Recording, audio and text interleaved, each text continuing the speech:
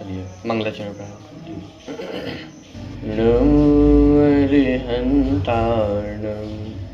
नमो सिद्धाणं नमो आयर्याणं नमो वज्रायाणं नमो भूरि सवसापूर्णम्। मंगलं भगवान् वीरो मंगलं गौतमो गणी मंगलं कुन्दकुन्दाद्यो जैनधर्मोऽस्तु मंगलम्। सर्वमङ्गलमाङ्गल्यं सर्वकल्याणकारकं प्रधानं सर्वधर्माणां जैनं जयतु शास्त्रिणम्। वन्दितु सर्वसिद्धे धूमचलमणोमवं गतिं पत्ते वोच्छामि समयपावड केवली भणिरम्।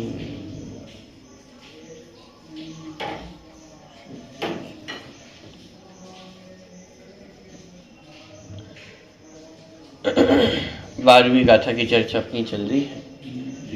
11वीं गाथा में निश्चय ने को भूतार्थ कहा था और भूतार्थ के आश्रय से संयुक्त की प्राप्ति होती है, इस तरह की चर्चा हुई थी। तत्पश्चात ये प्रश्न मानो शिष्य के मन में उठा हो कि यदि निश्चय नहीं ही भूतार्थ है और उसके आश्रय से ही संयुक्त की प्राप्ति होती है तो व्यवहार का उपदेश ही क्यों दिया है, व्यवहार की चर्चा ही क्यों जिनवाणी में की गई है। इसके समाधान हेतु ये 12वें नंबर की गाथा यहाँ पे ली गई है। गाथा का पाठ एक बार करते हैं, फिर अपन विषय में आगे बढ़ेंगे। प्रश्न क्रमांक 117, गाथा क्रमांक 12। शुद्धो शुद्धा देशो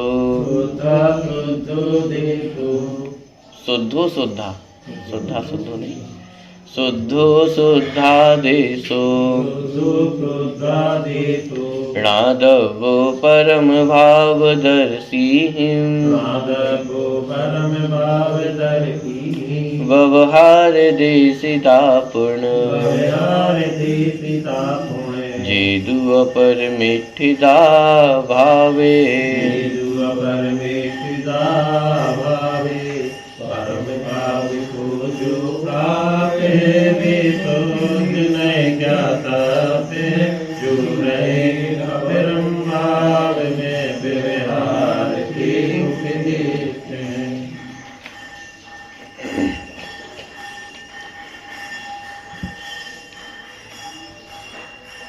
मूल गाथा का अर्थ तो कि जो परम भाव में स्थित हैं उन्हें जो निश्चय नय है वह प्रयोजनवान है, और जो अपरम भाव में स्थित हैं, जो परम भाव में स्थित नहीं है, उन्हें व्यवहार नय प्रयोजनवान जानना। इस प्रकार की चर्चा मूल गाथा में ली।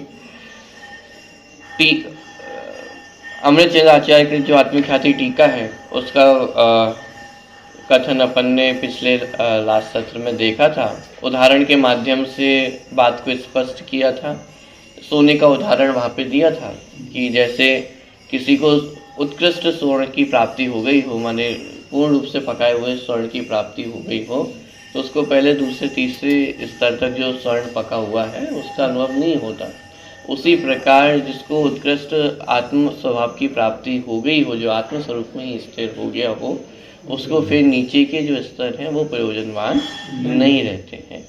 और लेकिन जिसको अभी उत्कृष्ट स्वर्ण की प्राप्ति नहीं हुई है तो उसको पहले दूसरे तीसरे स्तर का स्वर्ण भी प्रयोजनवान है। उसी तरह जो पूर्ण रूप से आत्मस्वरूप में स्थिर नहीं हुआ है तो जो उसको निचले स्तर है वो भी उसको प्रयोजनवान होते हैं। इस प्रकार की चर्चा यहाँ पे ली थी। और अंत में एक महत्वपूर्ण कुछ शब्द अपन कह सकते हैं आए हुए थे, तीर्थ और तीर्थ फल। ये जो मूल टीका में शब्द आए हुए थे उसी का वर्णन करते हुए आगे ये भी लिखा था कि यदि व्यवहार नय का लोप हो जाएगा तो तीर्थ का लोप होगा, और यदि निश्चय नय का लोप होगा तो तत्व का लोप होगा। यह निषेध किसी भी नए का नहीं किया जा रहा है, किसी भी नए का लोप नहीं किया जा सकता है।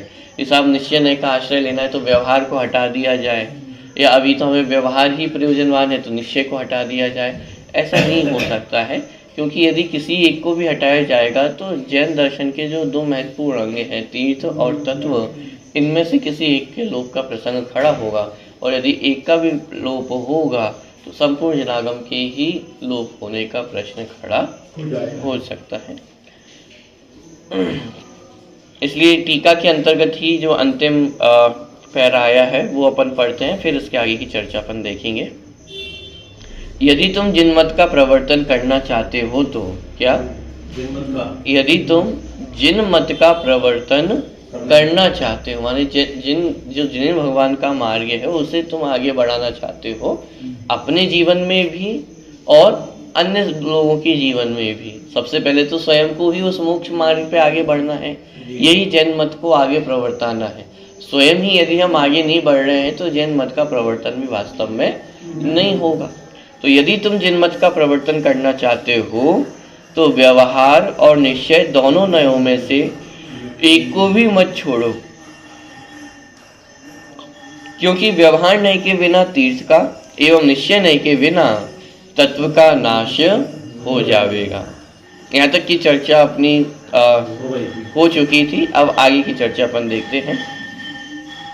उक्त संदर्भ में परम भाव प्रकाशक नए चक्र का निम्नांकित कथन द्रष्टव्य है।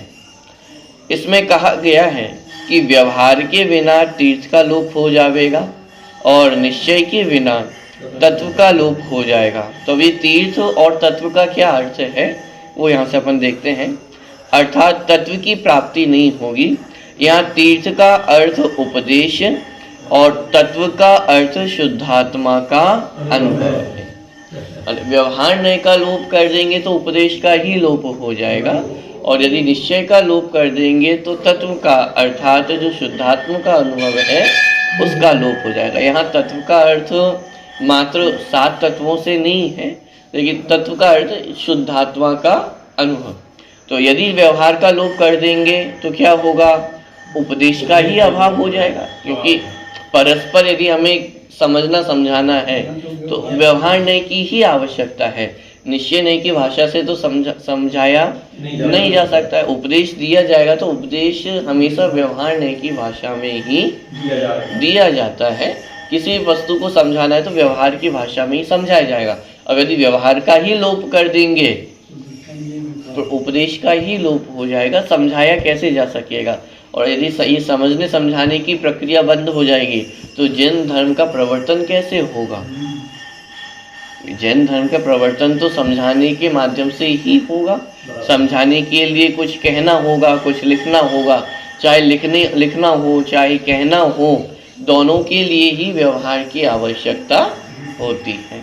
तो यदि व्यवहार का लोप होगा तो तीर्थ का लोप हो जाएगा, तीर्थ माने उपदेश का।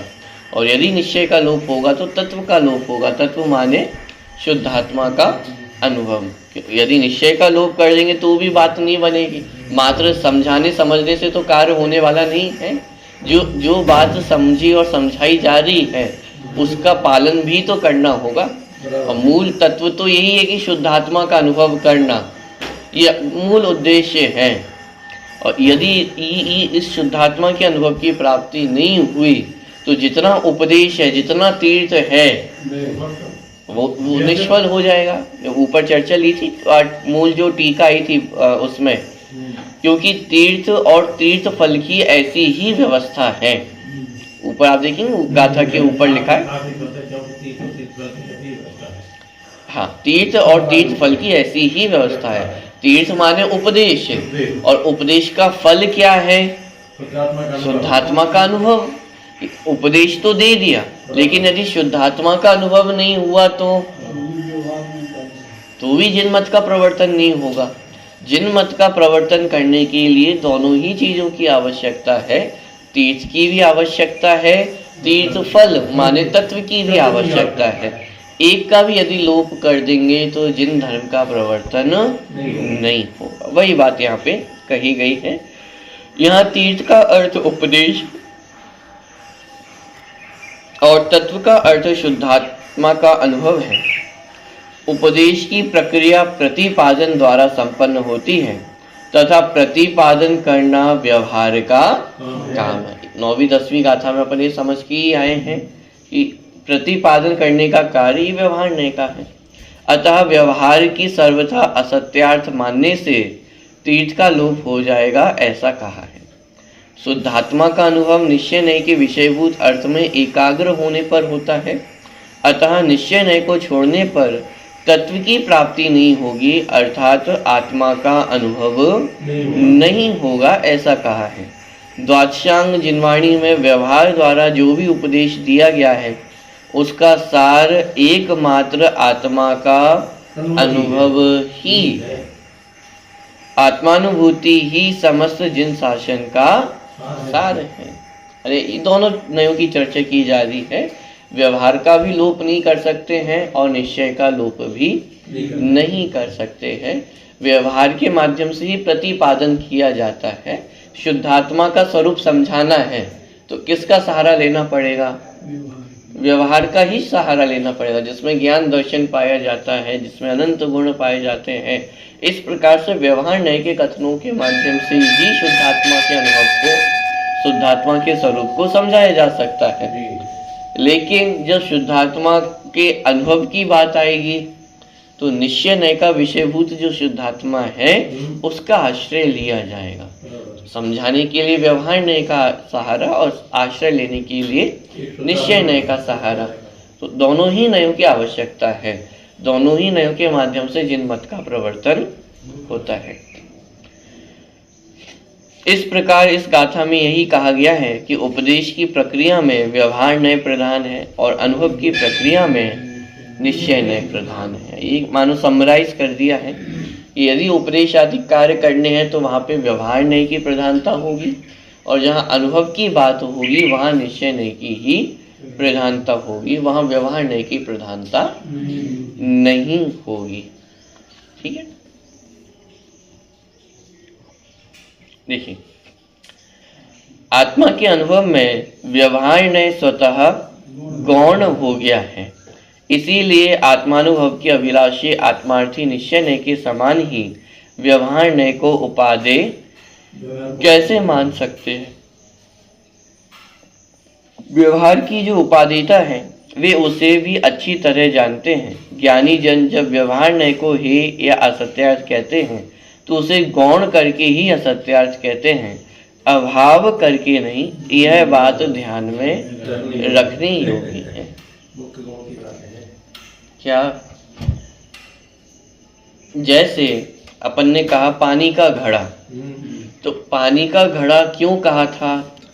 समझाने के लिए, प्रतिपादन करने के लिए 10 तरह के घड़े रखे हुए थे, उनमें से मुझे एक घड़ा चाहिए था। तो समझाने के लिए, प्रतिपादन करने के लिए हमने कहा पानी का घड़ा।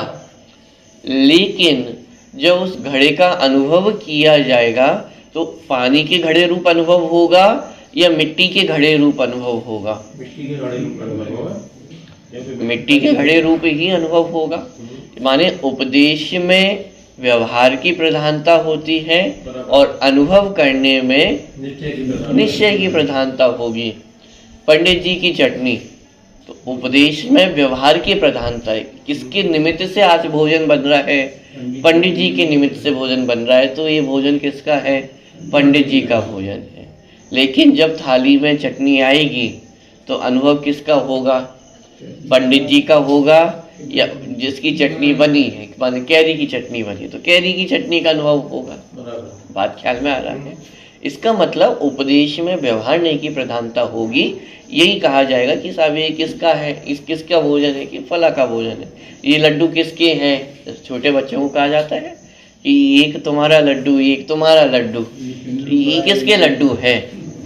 अरे भाई लड्डू तो लड्डू के ही है, बेसन के लड्डू हैं, लेकिन फिर भी उपचार किया जाता है।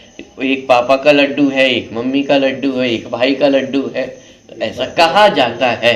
लेकिन जब अनुभव किया जाएगा तो कि अरे भाई पूरे लड्डू में बेसन के अलावा और कुछ भी नहीं है। कहा जा रहा है पापा का लड्डू, लेकिन अनुभव जब होगा तो किसका होगा? कि लड्डू का ही होगा, बेसन का ही होने वाला है, उसमें और कुछ भी नहीं है। तो जिस समय निश्चय नय के माध्यम से उसका अनुभव किया तो उस समय सहज ही व्यवहार का निषेध हो जाता है, अथवा इसको कहें कि गौण हो जाता है। अलग से उसका निषेध करना पड़ता नहीं है।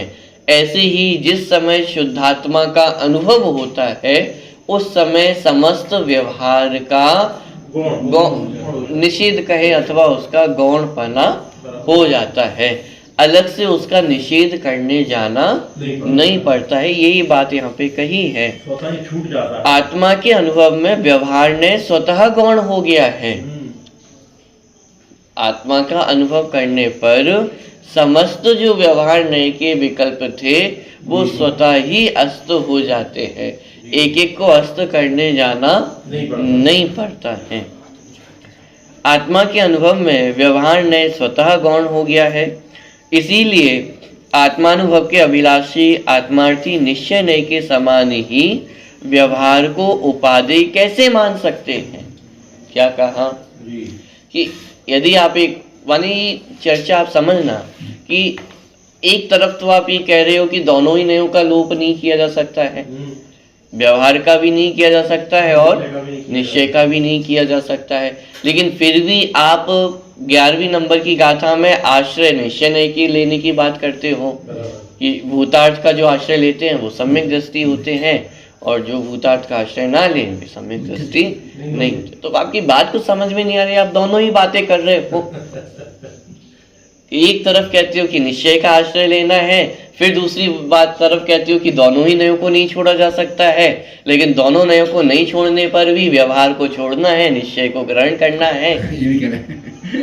कहना क्या चाहते हैं? गंभीरता से इस बात को समझे।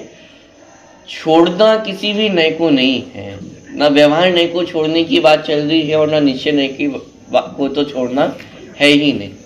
यहाँ ये कहा जा रहा है कि व्यवहार नय स्वयं ही छूट जाता है। जब निश्चय के विषयभूत वस्तु का अनुभव होता है तो वहां व्यवहार नय स्वतः ही छूट जाता है। जब आत्मा का अनुभव होगा तो व्यवहार नय स्वतः गौण हो गया है, और जब व्यवहार नय गौण हो जाता है तो दोनों को माने निश्चय नय और व्यवहार नय दोनों को एक समान उपादेय कैसे माने?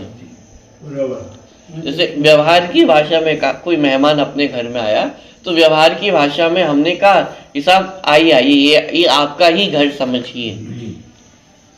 तो अब कुछ गलत कहा है क्या? झूठ कहा है क्या? अब ये जो कथन है ये झूठा कथन नहीं है।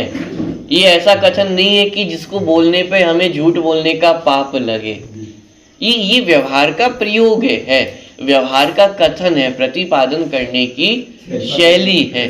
सब आप नए नए आए हुए हैं हमारे घर पे और थोड़ा सा आप असहज फील ना करें, आपको थोड़ा सा सहज फील करवाने के लिए हमने क्या कहा कि साहब इसको आप अपना ही घर समझिए। जैसे आप अपने घर में रहते हैं एकदम सहज रहते हैं, वैसे ही आप यहाँ पे भी निसंकोच रह सकते हैं।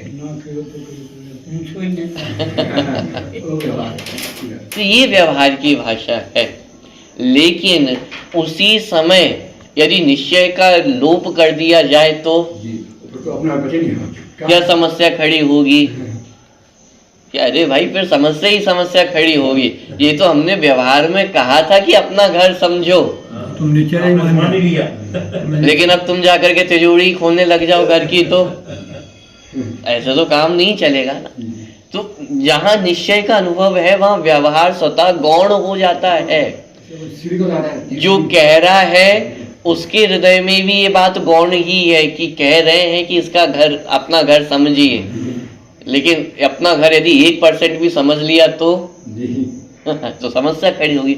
और जो सुनने वाला है वो भी इस बात को जानता है कि ये बात कही जा रही है, वास्तव में तो इस घर में मेरा रंच मात्र भी कुछ भी नहीं है। तो जहाँ निश्चय का अनुभव हुआ वहाँ व्यवहार ने अपने आप गौण हो गया।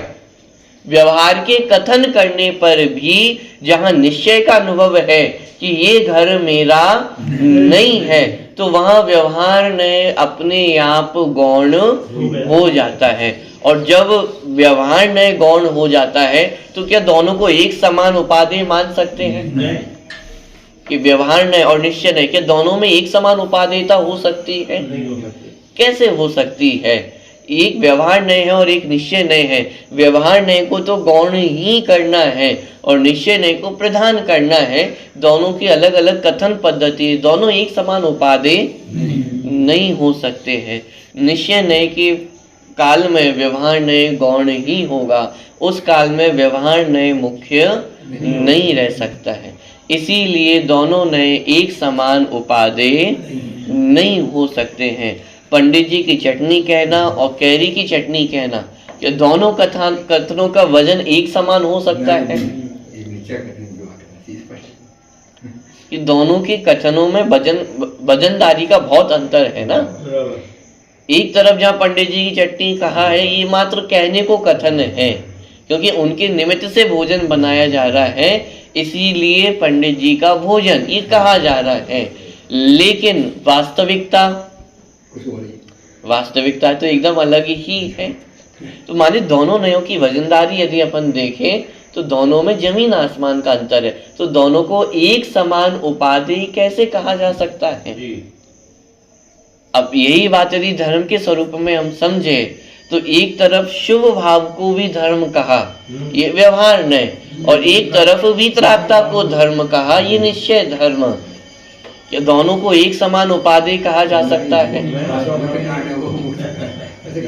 पॉइंट पकड़ में आ रहा है। तो फिर क्या करें? शुभ भावों को छोड़ दें? निश्चय नय के काल में शुभ भाव सहज ही छूट जाते हैं।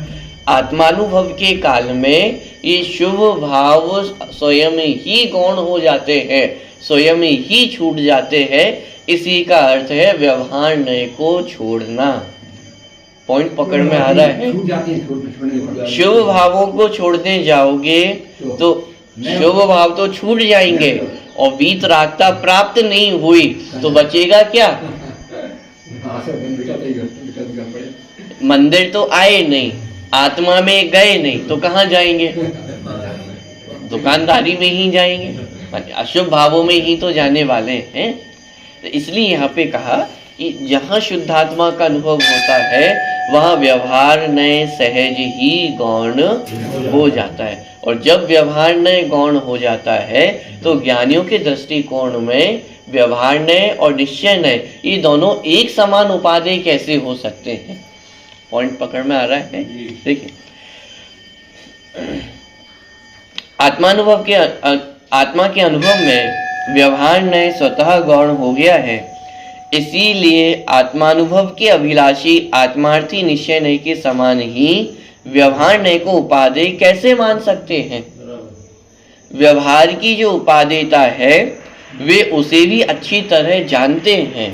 माने क्या कि जो वास्तव में ज्ञानी जीव है, व्यवहार नय कितना उपादेय है इस बात की खबर भी उन्हें अच्छी तरह है, लेकिन वो व्यवहार नय निश्चय नय के समान उपादेय तो नहीं हो सकता है। निश्चय नय की उपादेयता में और व्यवहार नय की उपादेयता में तो अंतर होगा ही होगा। जहाँ निश्चय नय उपादेय होगा वह व्यवहार नय गौण होगा ही होगा। ज्ञानी जन जब व्यवहार नय को हे या असत्यार्थ कहते हैं तो उसे गौण करके ही असत्यार्थ कहते हैं, अभाव करके नहीं। यह बात ध्यान में रखने योग्य है। ज्ञानियों के जीवन में, ज्ञानियों के हृदय में जहाँ व्यवहार नय गौण हुआ है तो व्यवहार नय को गौण करने का मतलब उसे सत्ता से ही निषेध कर दिया हो, ऐसा नहीं है।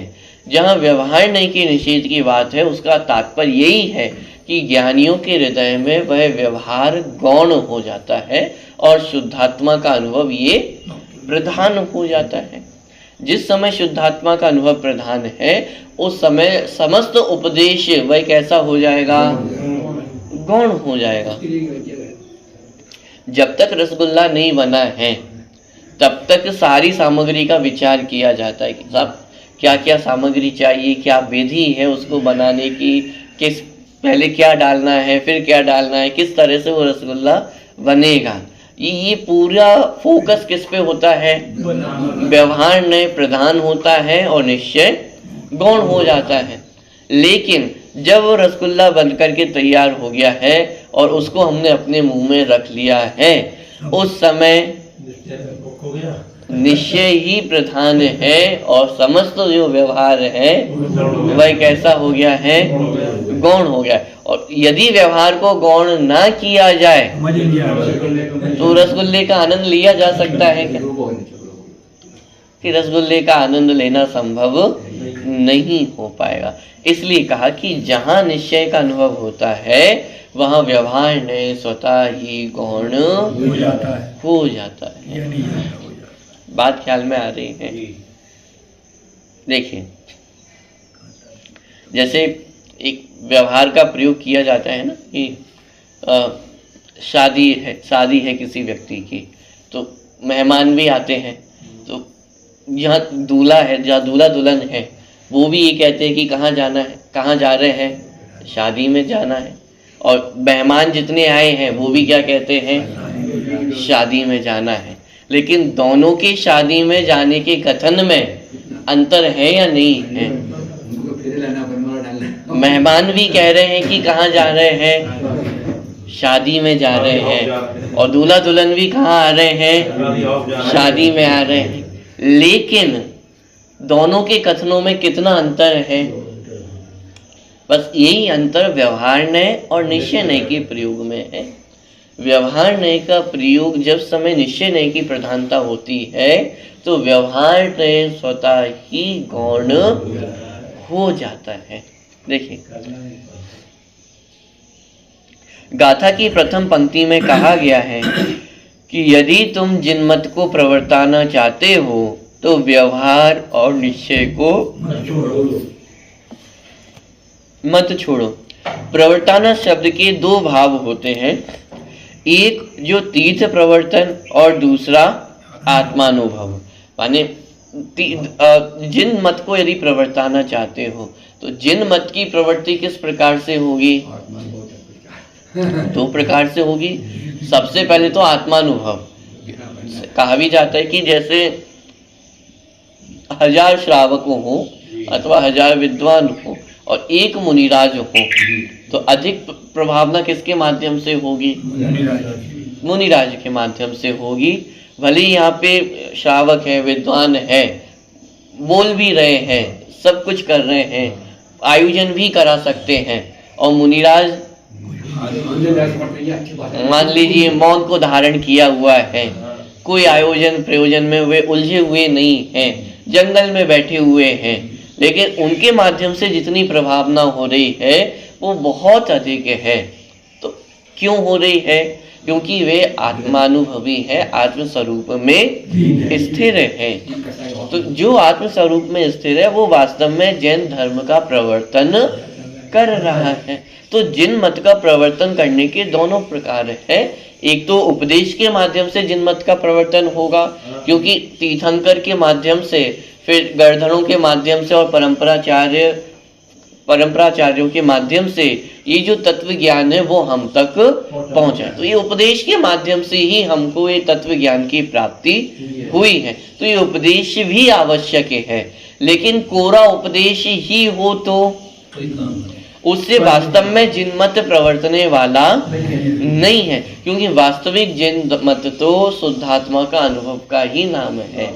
यदि शुद्धात्मा का अनुभव नहीं है तो वास्तव में जिन मत भी नहीं है। जैनी श्रावक, जब अपन श्रावक कहते हैं तो वहाँ श्रावक का अर्थ ही है जो श्रद्धावान, विवेकवान और क्रियावान। तो श्रद्धावान होना, जो शुद्धात्मा है उसका श्रद्धा होना, उसका ज्ञान होना, तो उसी का नाम तो शुद्धात्मा अनुभव है और उसी का नाम वास्तव में जैनी है। लघु जैन सिद्धांत प्रवेशिका में जैन की परिभाषा थी, जैन कौन है, तो वहां उसकी परिभाषा पढ़ना कि जो वास्तव में शुद्धात्मा का अनुभवी है वो जैनी है। बात ख्याल में, माने जैन मत की स्टार्टिंग ही कहाँ से है? शुद्धात्मा का अनुभव ही जिन मत की स्टार्टिंग है। हम ही समझते हैं कि ये कोई बहुत आगे की बात होगी, लेकिन ये सबसे नर्सरी की बात है। शुद्धात्मा का श्रद्धान होना, ज्ञान होना, उसका अनुभव होना, ये जैन दर्शन का एंट्री गेट है। अब इसके आगे बाकी सारी चर्चाएं हैं, लेकिन यदि यही एंट्री ही प्रवेश ही नहीं लिया तो इसीलिए जिन मत के प्रवर्तन के दो अर्थ है, एक तो उपदेश के माध्यम से उसका प्रवर्तन होना और दूसरा शुद्धात्मा के अनुभव के माध्यम से उसका प्रवर्तन होना। गाथा की प्रथम पंक्ति में कहा गया है कि यदि तुम जिन मत को प्रवर्ताना चाहते हो तो व्यवहार और निश्चय को मत छोड़ो। प्रवर्ताना शब्द के दो भाव होते हैं, एक तो तीर्थ प्रवर्तन और दूसरा आत्मानुभव। तीर्थ प्रवर्तन का अर्थ जिन धर्म की उपदेश प्रक्रिया को निरंतरता प्रदान करना। अब देखिए इसमें भी बहुत भाव छुपा हुआ है। अभी हम तीर्थ किसे कहते हैं? अभी अपनी तीर्थ यात्रा जाएगी भी, कहाँ जाएगी तीर्थ यात्रा? साहब सम्मित शिखर जी जाएगी, तो तीर्थ को क्या है? सम्मित शिखर जी तीर्थ है। यहाँ पे क्या कहा जा रहा है? आप यहाँ देखिए तीर्थ किसे कहा जा रहा है? किसी स्थान का नाम या तीर्थ कहा ही नहीं जा रहा है। मूल गाथा में ये चर्चा चल रही है तीर्थ और तीर्थ फल की, और ये तीर्थ किसे कहा जा रहा है? किसी स्थान विशेष का नाम तीर्थ नहीं कहा जा रहा है, इस तत्व ज्ञान को तीर्थ कहा जा रहा है, इस स्वाध्याय को तीर्थ कहा जा रहा है। जहाँ स्वाध्याय होता है, जहाँ तत्व ज्ञान है, वही तीर्थ है। और यदि तीर्थों पे जाकर के भी ये तत्व ज्ञान ना हो, स्वाध्याय ना हो तो तीरथ तीरथ क्यों फिरे, तीरथ तारत ना है, फिर गए फिर तीरथ का पता नहीं है ना, ये शुद्धात्मा है, ये तीरथ है। अरे वास्तविक तीर्थ का अर्थ भी क्या है? देखिए, एक तो तीर्थ प्रवर्तन और दूसरा आत्मानुभव। तीर्थ प्रवर्तन का अर्थ जिन धर्म की उपदेश प्रक्रिया को निरंतरता प्रदान करना, ये वास्तविक तीर्थ है। साहब हमने बहुत सारे तीर्थ स्थल बना लिए हैं। एक तो अकृत्रिम तीर्थ स्थल जैसे सम्मित शिखर जी आदि हैं, और बाकी हमने भी बहुत सारे तीर्थ स्थल बना लिए हैं। लेकिन क्या होगा उन तीर्थ स्थलों का? आज इतने मंदिर बन चुके हैं, इतने तीर्थ स्थल बन चुके हैं, कई जगह तो आप ऐसी जगह हैं कि जहां आप जाएंगे कोई संभालने वाला ही नहीं, कोई देखने वाला भी नहीं है। तो क्या होगा ऐसे तीर्थों का? वास्तव में तीर्थ तो ये स्वाध्याय का नाम है, ये तत्व ज्ञान का नाम तीर्थ है। यदि ये तत्व ज्ञान नहीं है, ये जिनेन्द्र भगवान द्वारा जो प्रतिपादित विषय वस्तु है, तत्व ज्ञान है, यदि ये जन जन के हृदय में नहीं है तो वहां तीर्थ नहीं है। मात्र मंदिर बना देने का नाम तीर्थ नहीं होगा। जब तक उन जिनेन्द्र भगवान की वाणी का ज्ञान नहीं होगा तो जिनेन्द्र भगवान का वास्तविक ज्ञान भी कैसे होगा? जिनेन्द्र भगवान का ज्ञान भी तो उनकी वाणी के माध्यम से ही होने वाला है, और उनकी वाणी का यदि ज्ञान नहीं है तो इसका मतलब हमें वास्तविक जिनेन्द्र भगवान का, जिन धर्म का ज्ञान भी नहीं है। और आज के समय में तो ये बहुत अधिक आवश्यकता है ना कि हमें अपने तीर्थों की सुरक्षा करनी है। बहुत ज्वलंत विषय भी रहा है कुछ सालों से, साहब तीर्थों का क्या होगा, तीर्थों पे कब्जा हो जाएगा। तो प्रश्न ये खड़ा होता है तीर्थों की रक्षा कैसे होगी? तीर्थ सुरक्षा कमेटी बनी है, कमेटियां बनवा लेंगे, आप कोर्ट केस कर लेंगे, आप सालों साल लड़ते रहेंगे, लेकिन होगा क्या? तीर्थों की सुरक्षा करनी है तो एकमात्र उपाय है स्वाध्याय करना, तत्व ज्ञान करना। यही तीर्थ प्रवर्तन का उपाय है। और कितने स्पष्ट शब्दों में ये कह रहे हैं ना, तीर्थ प्रवर्तन का अर्थ क्या है? कि जिन धर्म का जो उपदेश है, उस उपदेश प्रक्रिया को निरंतरता बनाए रखना। क्यों इतने स्वाध्याय की प्रेरणा दी जाती है? क्योंकि इस स्वाध्याय के माध्यम से ही हमारे तीर्थ सुरक्षित रहेंगे। क्योंकि यदि ये स्वाध्याय नहीं होगा, अपने धर्म की पहचान नहीं होगी, तो आज नहीं तो कल हम ही अपने धर्म को अन्य धर्म में परिवर्तित कर देंगे। बराबर अभी रहे हमें अपनी ही संस्कृति की पहचान नहीं होगी, अपनी ही धर्म की पहचान नहीं होगी, अपने घर को दूसरे को देते तो जगह जगह गणेश जी बिठा लेंगे जैन मंदिर में। बैठ नहीं जाए। तो दूसरों के माध्यम से ही तो सीखेंगे। यदि अपने घर की हमें पहचान नहीं है तो दूसरों के घरों के माध्यम से ही हम अपनी चीजें सीखने का प्रयास करेंगे। और कितनी संस्कृति तो ऑलरेडी बाहर की जैन धर्म में आ ही चुकी है, लेकिन अभी भी ये गनीमत है कि जो मूल परंपरा है, जो मूल तत्व ज्ञान है, वो अभी तक तो सुरक्षित है। लेकिन ये हम और आपके ही तो हाथों में है। यदि ये स्वाध्याय की परंपरा आगे नहीं चलेगी तो ये तीर्थ का लोप भी हो जाएगा। वास्तविक जो तीर्थ है, ये जो तत्व ज्ञान है, उसका लोप भी होगा। और यदि वास्तविक तीर्थ का लोप हो गया तो व्यवहार से जिन्हें तीर्थ कहा जाता है, ऐसे तीर्थ कब तक सुरक्षित रहेंगे? यदि हम वीतरागता और राग में अंतर नहीं समझेंगे तो फिर राग में ही धर्म मान के बैठ जाएंगे। और जहां राग में धर्म मान के बैठे तो जितना ग्रहित मिथ्यात्व है उस सब का प्रवेश वो हमारे मंदिरों में हो जाएगा। बहुत कुछ तो ऑलरेडी हो ही चुका है। आज बाह्य पंच इंद्री की विषय सुख के नाम पर मंदिर बनाए जा रहे हैं। पंच इंद्री विषय सुख के आधार से भगवान में कंपैरिजन किया जा रहा है कि साहब वहां जाएंगे तो हमारी मन्नतें पूरी हो जाएगी, ये पूरा हो जाएगा, वो पूरा हो जाएगा। और इसी के नाम से प्रभावना की जा रही है कि इस तीर्थ क्षेत्र की क्या विशेषता है, इस जगह की क्या विशेषता है, इस क्षेत्र, इस सिद्ध क्षेत्र में क्या होता है, इस अतिशय क्षेत्र में क्या होता है। भगवानों के लिए 9 घरों में विभाजित कर दिए, ये भगवान ये करेंगे, ये भगवान ये करेंगे। विचार करके देखें। कहने को तो इस विषय में बहुत कुछ कहा जा सकता है, लेकिन हम सब समझदार हैं। विचार करने की आवश्यकता है। यदि ये तीर्थ सुरक्षित नहीं रहा तो यदि वास्तविक तीर्थ का लोप हो गया तो ये बाहर के व्यवहार तीर्थ भी बचने वाले नहीं। यदि हम ये चाहते हैं कि हमारे मंदिर सुरक्षित रहे, हमारे तीर्थ सुरक्षित रहे, उसका एकमात्र उपाय है स्वाध्याय करना, ये तत्व ज्ञान की जानकारी होना, ये उपदेश प्रक्रिया निरंतर आगे बढ़ती रहे। यदि ये उपदेश प्रक्रिया रुक गई तो वास्तविक तीर्थ भी कहाँ संभलने वाले हैं। हमारी भी जो तीर्थ यात्रा निकलेगी तो वो तीर्थ यात्रा मतलब क्या कि साहब यात्रा करेंगे, समित शिखर जी की वंदना करेंगे, तो ये तीर्थ यात्रा है। ये जिनवाणी का समागम प्राप्त होना, ये स्वाध्याय होना, ये तत्व ज्ञान होना, ये वास्तविक तीर्थ यात्रा है। और ये तीर्थ यात्रा हम डेली करते हैं या नहीं करते हैं? ये हमारे मन में ये अहोभाव आना चाहिए कि हर दिन हम तीर्थ यात्रा कर रहे हैं। तो ये तीर्थ प्रवर्तन किसका नाम है? ये उपदेश प्रक्रिया का नाम तीर्थ प्रवर्तन है। और ये उपदेश प्रक्रिया की निरंतरता कभी भी समाप्त होनी नहीं चाहिए। देखिए, तीर्थ प्रवर्तन का अर्थ जिन धर्म की उपदेश प्रक्रिया को निरंतरता प्रदान करना है। अतः यदि जिन धर्म की उपदेश प्रक्रिया को निरंतरता प्रदान करना है तो वह व्यवहार द्वारा ही संभव होगा, अनिर्वचनीय या न तथा शब्द द्वारा वक्तव्य निश्चय नय से नहीं, किंतु जिन मत का वास्तविक प्रवर्तन तो आत्मानुभव ही है। अब देखिए, पहली बात तो ये कही कि यदि जिन मत का प्रवर्तन करना चाहते हैं तो वह व्यवहार नय के माध्यम से ही होगा।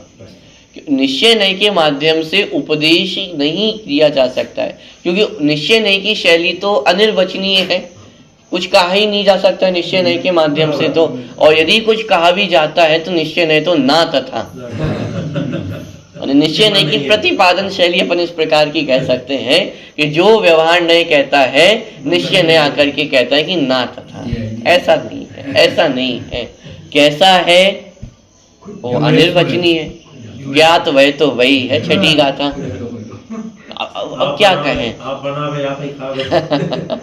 ये कहा जा सकता नहीं है और व्यवहार नय जो कह रहा है वैसा है नहीं, ना तथा।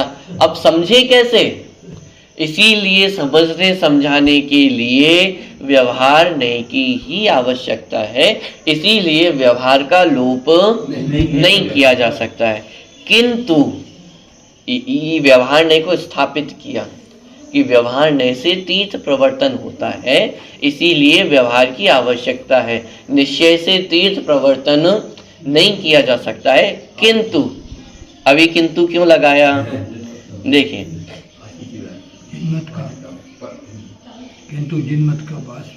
किंतु जिनमत का वास्तविक प्रवर्तन तो आत्मानुभवन ही है, अतः आत्मानुभूति रूप जिनमत का प्रवर्तन तो निश्चय नहीं के विषयभूत अर्थ में मग्न होने पर ही होता है। वास्तविक जिनमत का प्रवर्तन क्या है कि शुद्धात्मा का अनुभव ही वास्तविक जिनमत का प्रवर्तन है। मात्र कोरे उपदेश करने से, कोरे उपदेश को सुनने से जिन मत का प्रवर्तन होने वाला नहीं है। यदि वास्तविक में हम जिन मत का प्रवर्तन करना चाहते हैं तो उसका उपाय शुद्धात्मा का अनुभव ही है। बात ख्याल में आ रही है। एक सम्यक दृष्टि जीव हो तो उसके माध्यम से जितनी प्रभावना होती है, अनंत मिथ्या दृष्टि जीव मिलकर के भी उतनी प्रभावना नहीं कर सकते। एक सम्यक दृष्टि जीव से जितनी प्रभावना होती है उससे अधिक प्रभावना एक अणुव्रतधारी पंचम गुण स्थानवर्ती से होती है। एक पंचम गुण स्थानवर्ती जीव से जितनी प्रभावना होती है उससे अनंत गुणा प्रभावना एक मुनिराज से होती है। विचार करके देखें, वास्तविक जिन धर्म का प्रवर्तन तो शुद्धात्मा का अनुभव ही है। मुनिराज ध्यान अवस्था में मग्न है, एक शब्द भी नहीं बोल रहे हैं, लेकिन उनके माध्यम से अनंत प्रभावना हो रही है। तीर्थंकर भगवान, महावीर भगवान समव शरण में बैठे हुए हैं और अभी दिव्य ध्वनि खिड़ना प्रारंभ नहीं हुई है, लेकिन तब भी जिन धर्म की प्रभावना बात ख्याल में आ रही है कि ये वास्तविक जिन मत की प्रवर्तन है। अरे शुद्धात्मा का अनुभव करना यही वास्तव में जिन मत का प्रवर्तन है। और क्योंकि जिन शुद्धात्मा का अनुभव मैं स्वयं करूंगा तो मैं स्वयं जिन मत में आगे बढ़ रहा हूँ, इस मोक्ष मार्ग में आगे बढ़ रहा हूँ।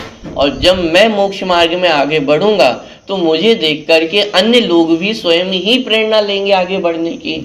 तो इसीलिए वास्तविक जिन मत का प्रवर्तन तो शुद्धात्मा का अनुभव ही है, इसीलिए निश्चय नय का लोप भी नहीं किया जा सकता। क्योंकि प्रश्न खड़ा हो सकता था, यदि उपदेश के माध्यम से ही तीर्थ प्रवर्तन होगा तो फिर शुद्धात्मा के अनुभव की तो आवश्यकता ही नहीं है।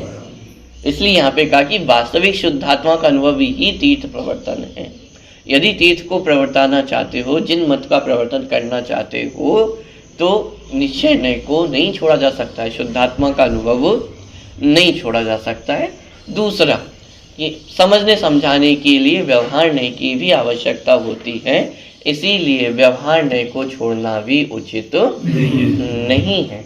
इस प्रकार जो दोनों नयों की सार्थकता है उसको यहाँ पे स्पष्ट किया गया है।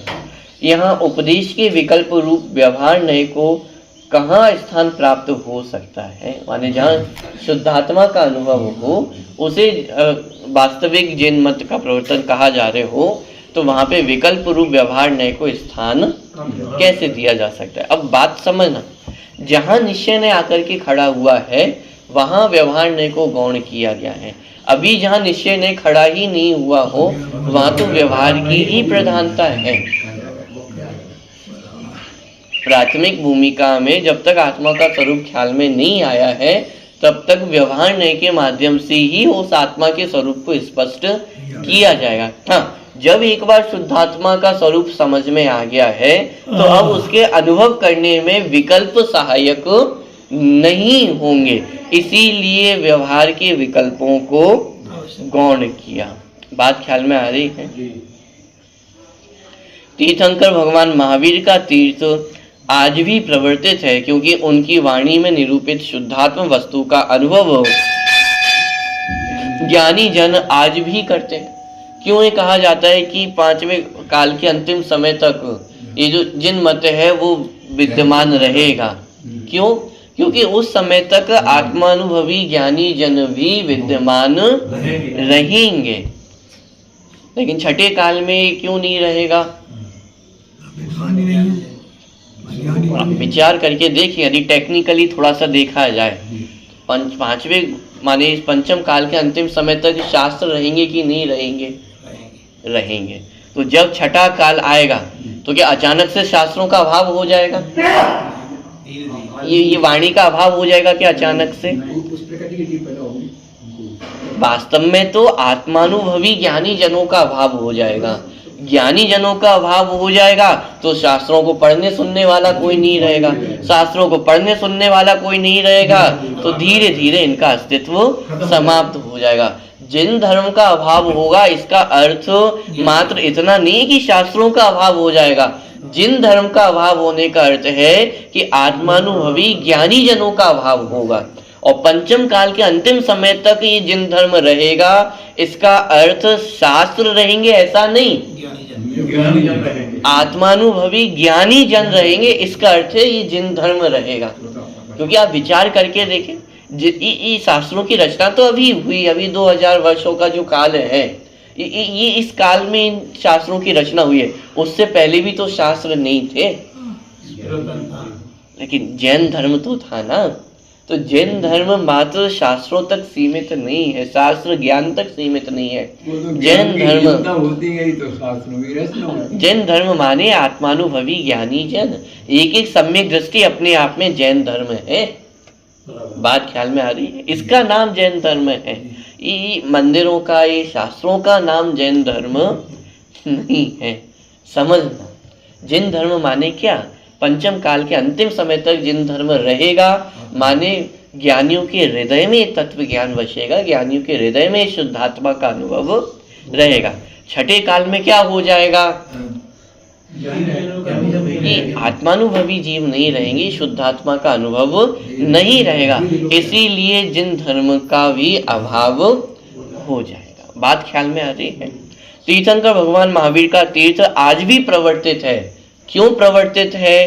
क्योंकि उनकी वाणी में निरूपित शुद्धात्म वस्तु का अनुभव ज्ञानी जन आज भी करते हैं। यह व्यवहार और निश्चय की अद्भुत संधि है। अनुभव की प्रेरणा की देशना रूप व्यवहार और अनुभव रूप निश्चय की विद्यमानता व्यवहार निश्चय को नहीं छोड़ने की प्रक्रिया है, जिसका आदेश उक्त गाथा में दिया गया है। ये व्यवहार और निश्चय नए की संधि है। माने कितना व्यवहार नए प्रयोजनवान है और कितना निश्चय नए प्रयोजनवान है, ये चर्चा यहाँ पे की गई है। भी और भी चर्चा इसके संदर्भ में आएगी, वो अपन आगे करेंगे। स्वरूपी अविनाशी में आत्म स्वरूप सोच स्वरूपी अविनाशी में आत्म स्वरूप आनंदी सोच स्वरूपी अविनाशी में आत्म स्वरूप निधि निधि में बताई ये अनंत उपकार है। इसके लिए जिन वाणी माँ को वंदना सतवार है, वंदना है।